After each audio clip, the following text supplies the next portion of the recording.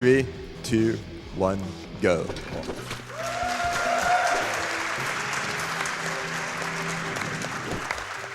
Hey, what's up, everyone? This is Super Meat Boy. The game came out. 1-1's a hard stage, dude. It's fun. The game came out in 2010 for Xbox Live Arcade. Was later ported to PC a few months later. Kind of a big deal at the time. You might have heard of it. Yeah, this is a really fun speedrun, so thank you all for watching. The category that you're seeing right now is any percent. Unlike a lot of other games, Meat Boy kind of bucks the convention of any percent being the absolute fastest category. So we have any percent and then any percent major glitches, which means that in this run you're not going to be seeing anything completely game breaking. Like there's a glitch where you can unfocus the game to basically face whoever wall. We're not going to be doing that because who wants to subvert this amazing level design, right? And then there's a glitch where you can unlock the end from the forest. Screw that. Trust me, I've run categories of those. They're trash, don't do them. So something else you're going to notice is that we're going to be doing only 17 levels per chapter. We only need 17 to unlock the boss, and we only need to beat the boss to progress. So we're going to take what's generally the slowest 3 levels in the chapter and just not do them. Typically there's some sort of like ridiculous auto-scroller or something like that.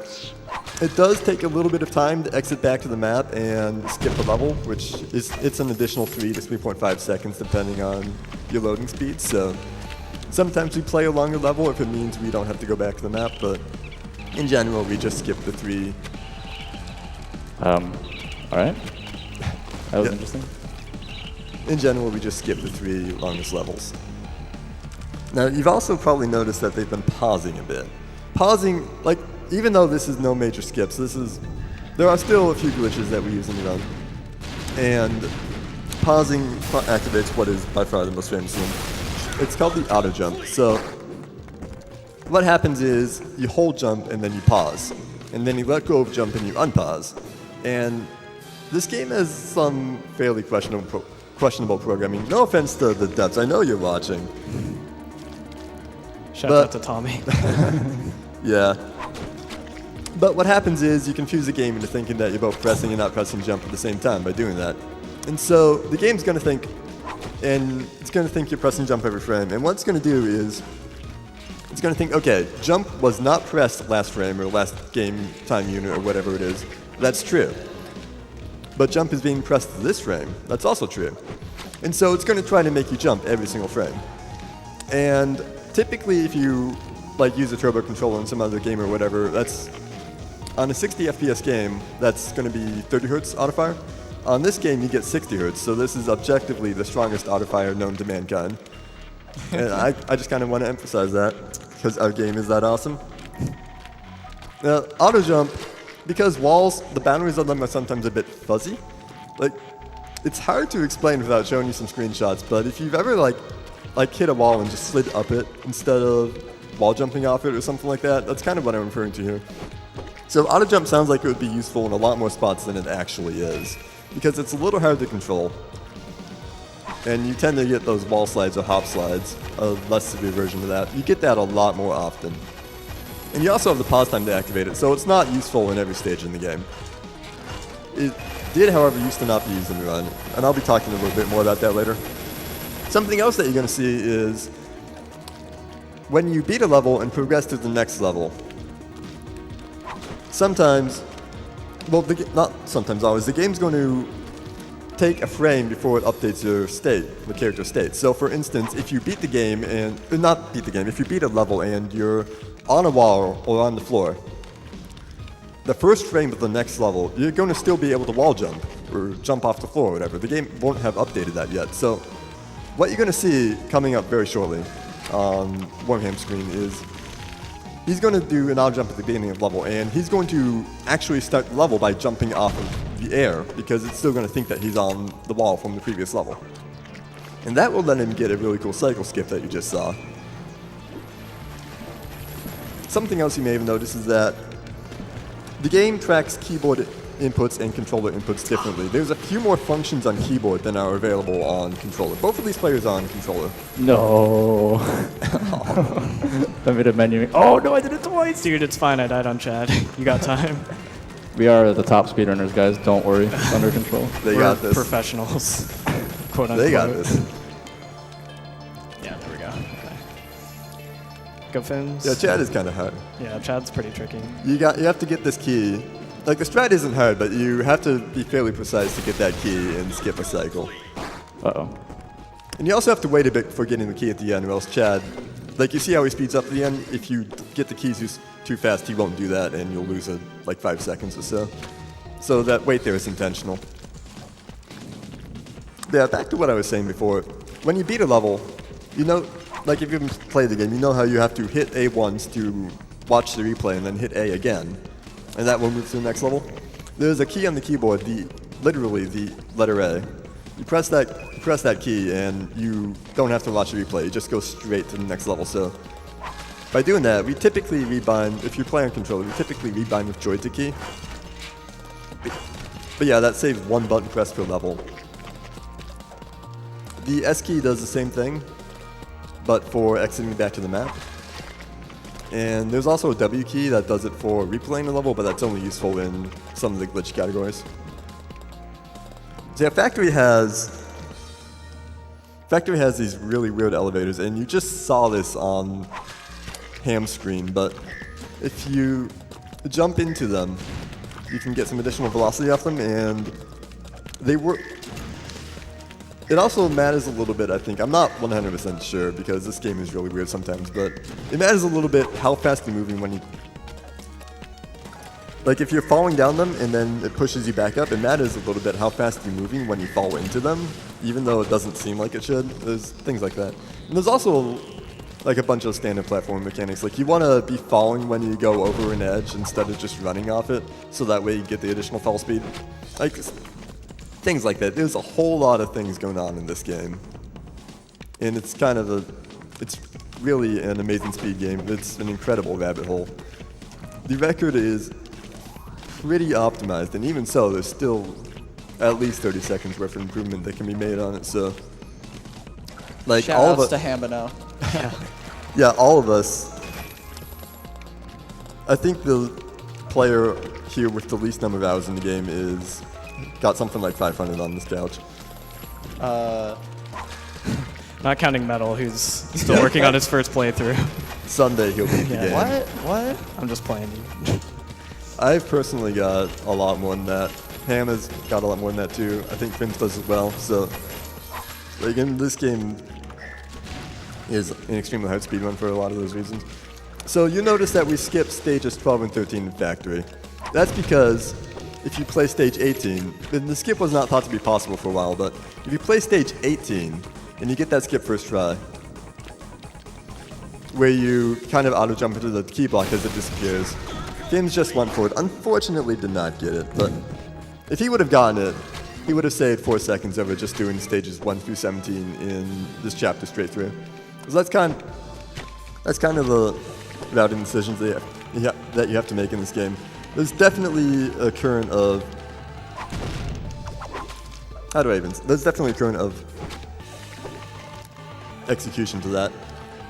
Now, brownie skip, if you look at the screen, at Fins' screen, brownie skip, you just saw that. What happens is, it looks really simple, but there's actually, if you go out of bounds and try to wall jump there normally, there's a depth zone, so by toggling the run button, you can cut your jump velocity and stay just a little bit closer to the wall, which is enough to not die and make that skip, and it saves like 20 seconds, so that's the biggest skip in the game. Now, I haven't been going through level by level, and I'm going to try to do it here, and then you'll see why. So, I'm going to be concentrating primarily on Fins' screen because I can't watch both of them at the same time because they're both too good. Yeah, all right. Thanks, Warple.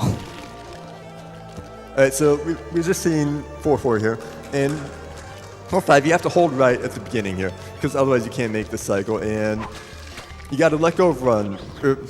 You gotta let go of run when you make that final wall jump. Here you want to jump off the top square there because it lets you get more falling velocity. 4-7, there's not too much going on, it looks really impressive though. But 4-8, the beginning of the stage is really important because you have to get this really good, otherwise you can't make a cycle in the middle. Unfortunately, Fins did not quite get it, but... What? That's my normal cycle. I'm just bad. Vorpal here is known as the level optimizer. He goes for crazy strats in his runs. And that's why I always die. Because he's crazy. 410 that jump into the center there is you can't just hold jump and make it, and you can't go too fast as well. So you got a lot of time in the previous portion of the level where you're waiting on the platform, so it's really easy to psych yourself up and then do an input that's like 1 frame off and bonk and die or miss it or something like that. 413, you're going to be seeing auto jump up this final corridor, and that saves more time than it looks like it will.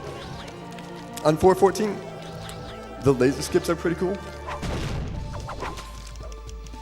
Guess I missed one. Dude, it's the commentator's curse. I'm sorry, Vince.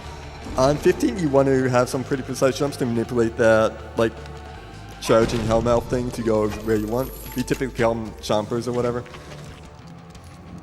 On 17, you actually want to slow down a bit so that you make the cycle, because otherwise you won't be able to do it.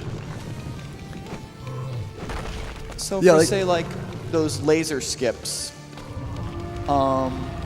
is it like Meat Boy's hitbox that is smaller than it looks like, or those laser hitbox smaller than they look like? They're pretty small, but the thing with the lasers is that they rubber band after you, so the closer you are to them, the slower they move. So if you jump closer to them, it will start moving slower, and you'll get more time than it looks like you might if you're not too familiar with how they work. A Little Horn, hardest boss in the game. Yo, quick. Do it. Alright, because this is an auto scroller, I'm gonna need everyone in the stream room. We're gonna take a selfie real quick. Let's do it, Films. Oh god. The selfie Here we stick. go. Oh no. Did you get it? Yeah, alright, I got like 3. Nice, dude. All right. Beautiful. The cutscene for Little Horn, when you beat him, if you cancel the cutscene fast, it doesn't fully cancel, so the white flash from the cutscene is going to persist into the next stage. And the next stage is pretty, like, the cycle that you get on it is pretty heavily based on how well you do that quick drop, and you got to do it mostly blind, so you see a lot of variation here. Oh, I didn't know that was why the screen was white in this first level. Yeah, you see it on the Larry cutscene as well. Larry is the boss of this chapter, but 6-1, the beginning of 6-1 matters a lot less, so you never see anyone complaining about that particular cutscene skip. Yeah, that was kind of, like that description of hell was kind of why I've been commentating this game is honestly really hard because there's so much going on in this game at all points that, like, it's impossible to do a level-by-level description of everything that's going on. I tried, I couldn't do it. I apologize, but... That was a thorough job, Vorpal. Thank you. It's tough to give a play-by-play for a game that's like this fast-paced. Yeah, like there's so many levels that come at you all at once. And everything in this game is, like those impulses, everything is just really good at killing you, so... I mean, this is one of those kinds of games that just goes like, how many ways can we kill the player in a single level? 1001 Spikes tries to, throw spikes out of the ground and, throw darts at you. This one puts saw blades in your path. And then, as we'll see, like on Warm Ham Scream, it'll throw Meat Boy-like zombie-like creatures. I don't know what their official name is. And they are somewhat patterned, but they're mostly RNG. Sometimes they will follow your movements. Sometimes they'll just stay put for a little longer and won't trigger as possibly naturally as they should. Yeah, you can give them opportunities to make the movements that you want, but whether or not they do them is pretty much RNG. Like, more about them is RNG than people would think. Like, their movement speed varies a little, whether they jump when you jump as well, which lets them echo into you from a longer range, like stuff like that. They're not a huge deal, but definitely something that sometimes prevents you from doing the fastest path through 5-9. All right, so Warm Ham just did a very important skip there. He jumped over that warp zone, and I know that runs have been lost on that warp zone if you accidentally jump into it. Isn't that true, Vorpal? Oh yes. There have also been runs that someone who won't be named is PB'd by getting Sunshine Island. That was me. That was a good run, man. Legendary. This 513 is a mess. You got this. All right, so the boss of this chapter is coming up, and the boss of this chapter is, like, when people complain about RNG in this game, this boss is why. So he consists of 3 worms that are gonna hopefully pop out of the ground and jump at you, and if you get off to the left of the arena, they'll jump at the saws and die. And they don't always do that. So the chance that they jump on their first cycle is 1/2 for each of them, and that's cool. But then after that, they unlock an additional attack, and the chance drops. And then by the 3rd time, when there's only 1 worm left, you've got a 1/4 chance that they jump. And it's seeded based on, I believe, not 100% sure, but I believe it's seeded on the system time milliseconds when you enter the level. So there's no way that you can manipulate it. And at the end, there's going to be a 1/4 chance that the level ends for you. And if you don't get that, then you're going to be waiting there, and you could possibly be waiting for quite a while. I believe my personal best for this level is something like 2 minutes. So the fastest that you can get here is a 3 cycle. And this can decide a lot of races, unfortunately, so it's still anyone's game. Yeah, Larry is known as the biggest troll in Meat Boy speedrunning. You basically have to pray to the RNG gods for Larry I'm to so allow sorry. you. For Larry to Yeah, we have a race though. This is be a race. nice to give you a PB. We in there. Because you It's can all- get something all skill. like This is still pretty close. a 3 cycle, or what's like the highest cycle people have gotten? Something around Like 20? 60. 60? Something ridiculous like that. You can even get like a 2.5 cycle, but that's really, really rare. You're kidding me, 60? Allegedly. Not like we have a leaderboard for that. We should though. I'm Get on that surprised you ham. don't. That sounds like top quality meme leaderboard territory. Perfect miss category. Almost as good as like 1-1 alternating wall jumps. Yeah, this game has had an extremely extensive history for speedrunning. I believe if you look at speedrun.com, we're in the top 10 for number of players, which is really, really awesome because this is an extremely great speed game, regardless of everything I've been saying about it for the past 20 minutes. Every game has their quirks. This one, given how difficult it is, and given how complex the movement is, and how much control you have over Meat Boy, This is optimal. Yeah. Nailed it's it. just a very difficult game to optimize because there's so many different variables you control and so much you control about how you move just with stick position, like how far you're pressing from one direction to the other. It's just crazy. I just ate it on 6-5 Fims. Dude, good. This is your chance. I don't know. Oh my god. I'm playing pretty questionably. You guys got this. This is where runs go to die, if they haven't already died in Rapture. This stage. There we go. Nice. Keyskid.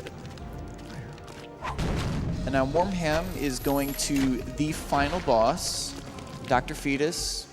Dr. Fetus shoots a gun at you, and it's basically an auto-scroller to the end. And it's supposed to be harder because you're supposed to stay behind that slow-moving wall of saw blades. Except if you're fast enough, you can just jump over it and then get to the end of the level. And then you're just kind of waiting for Fetus to catch up. And No way, dude. All right, that's fine. All right, let's go. and you can get to the end of the level, but if you recall, the saw blade is still gonna come at you even when you get to the end of the level. But there's some convenient quirk about the game, and that's if you could explain that, Vorpal, with the Yeah. buttons. We just get to sit and wait in the button, and the saw will pass right over us. The button, because we're on the button, we're interacting with the button, and the saw won't register. We're not invincible to everything, but we're invincible to the saw. Neither of these players are going to do it, but if you were to stand, when you get to the button, if you were to stand on the very left when Fetus shoots a rocket, the rocket would still kill us. So That's a really impressive setup you got there, Ham. Yeah, this is auto jumping at its finest. I just have to make sure I land on the button, otherwise the saws will get me. There we go. All right. Time's coming up when I go off screen at the end. The ending sequence here is kind of weird because you get like 40 seconds of doing nothing to psych yourself up for it. And then you have I think Ham's going to go for it. There's a moderately hard skip, right? Oh, he missed it, but Gonna play it he safe. saved it. He saved it. After that fetus, I'm not taking any chances. All right, and time is time. now.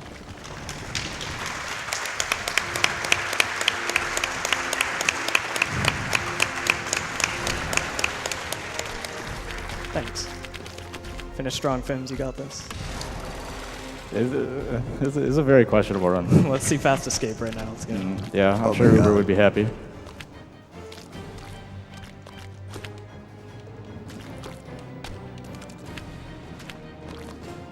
Oh, Okay. you got it.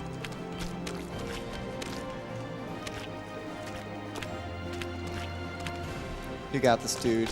Bandage Girl believes in you. No pressure. Gotta save your girlfriend. That feel win, no Geo.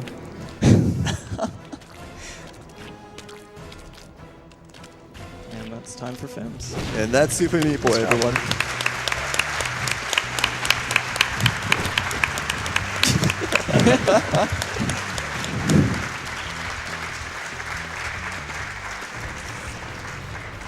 Thanks for watching, guys. Shouts out to a bunch of people in the Super Meat Boy Discord. Yeah, definitely shout out to the community because I'm pretty sure both of us getting here was pretty much all the community is doing.